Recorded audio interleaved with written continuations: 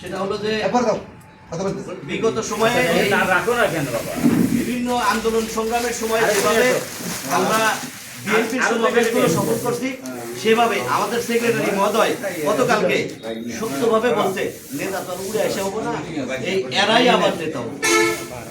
নেতা তো আবার এরাই বলে। এখানে যারা রয়েছে দেখেন, একজন মানুষও বাদ যাবে না। যে সম্মেলন প্রস্তুত কমিটির 2 নম্বর কলামে বলছে নির্যাতিত, নিপীড়িত, জেল জুলুম, হামলা মামলার শিকার যারা হয়েছে তাদেরকে স্পেশাল কনসিডারেশন নেতা করতে হবে। তাহলে এখানে যারা রয়েছে তারা তো কেউই বাদ পড়বে। এই কালকের সমাবেশটা কাদের জন্য? কালকের সমাবেশ তো আমাদের জন্য, বিএনপি যারা করেছে তাদের জন্য।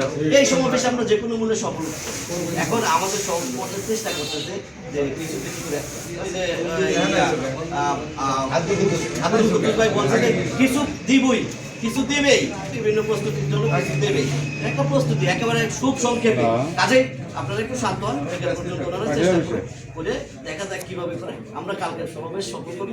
এটা হলো আমাদের আমি অনুরোধ করবো যে ওয়ার্ড কমিটি রয়েছে, ওয়ার্ড কমিটিকে অ্যাজ ইট ইজ মেসেজ দিয়ে দেন, আগে যেভাবে মেসেজ দিচ্ছেন সেভাবে অ্যাজ ইট ইজ মেসেজ দিয়ে দেন যে আমরা সফল করি।